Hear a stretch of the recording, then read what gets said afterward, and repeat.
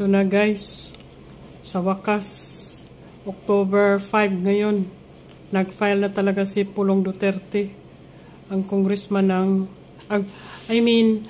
ang kanyang anak, no? Siyang anak. Ang anak, ang ginagana ni Pulong Unsaman? Congressman. Wala pa may congressman ron? No. Na ba? Guys, si Pulong Duterte tumakbo ng congressman. At yung kanyang anak, tumakbo na Rodrigo Dasikan. Anong? First District. Sa First District ng Davao. Konsyal. Congressman pod. Si Pulong Congressman. Si yung anak Rodrigo Dasikan is First District sa Davao City, nga konsyal. Konsyal lang. Yung anak pala guys ni Pulong Duterte. Rodrigo Duterte the third? The second. Nag-file ng konsihal sa First District ng Davao. The father and son pala ang tumakbo ngayon sa 2025. Kaya kung kagubtan sa karon di ako picture taken na siya. Dugay pa di ay? Totoo na kung sige, abanti lang.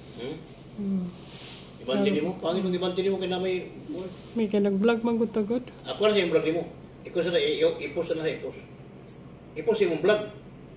Ipos ba para akong iabante? Di ba may post ni? Kanara ka mo anak ka. Kaya ka mawala man no?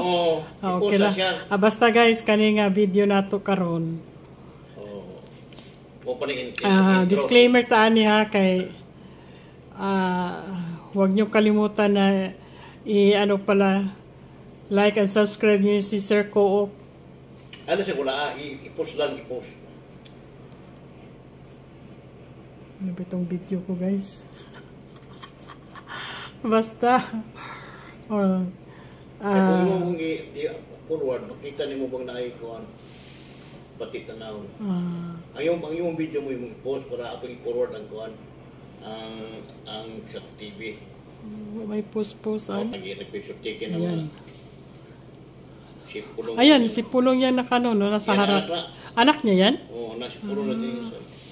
Ayan, no? Yung nasa... anak niya yung nasa word na off? Ayan. Malaki na palang anak ni Pulong. Rodrigo Duterte. Malaki na palang anak niya. Ako guys, inumpisahan sa ama nila na si Rodrigo Duterte. Tatak serbisyo talaga sa Pilipinas. Pwede na.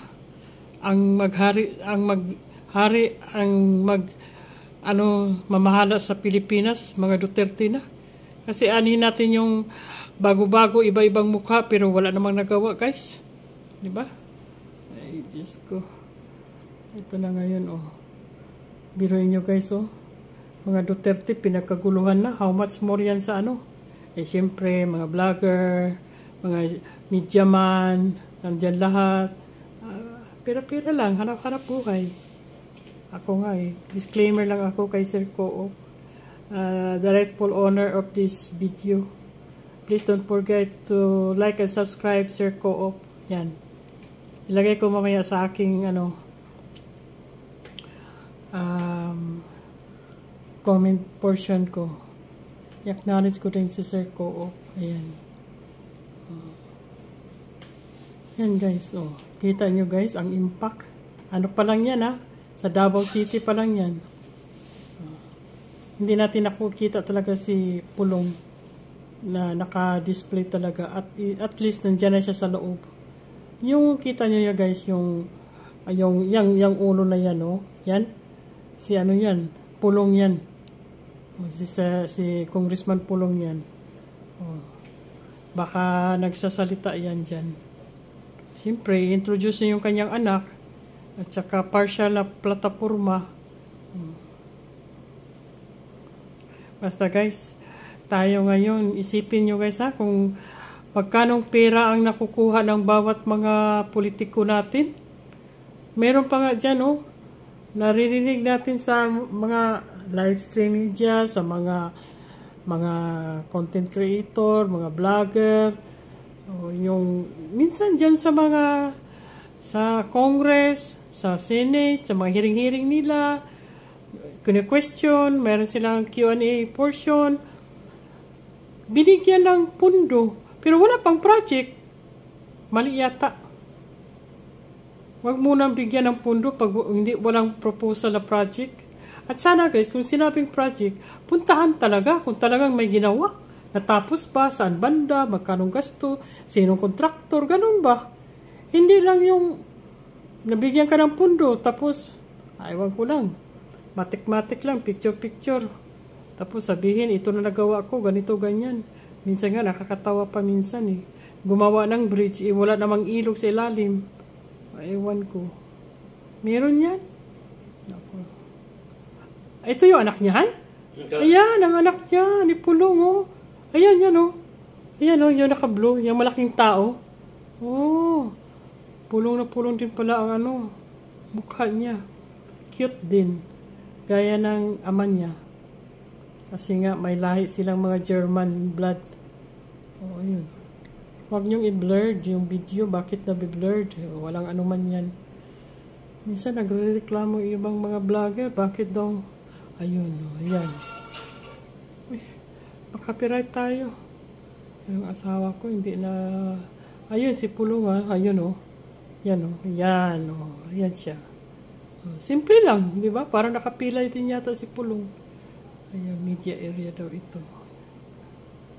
At least, sa wakas, makapiright tayo. Ano pa itong asawa ko? Hindi man iano yung ano niya. Sigurado ako nito, guys. Yellow itong ano ko ngayon. Kasi, asawa ko nagpindot-pindot ng kanyang cellphone. Magugay kayo, sika sagot. Ewan ko na ano mangyari dito. Nag-file na si Pulong sa congressman at yung anak niya konsihal sa 1st District ng Davao City. Oh, stepping stone na yan. Oh. Sino kayo tatakbo ng mayor sa Davao? Sabi nga daw si PRRD. Malapit na din yan si Kitty. Mga 3 years from now.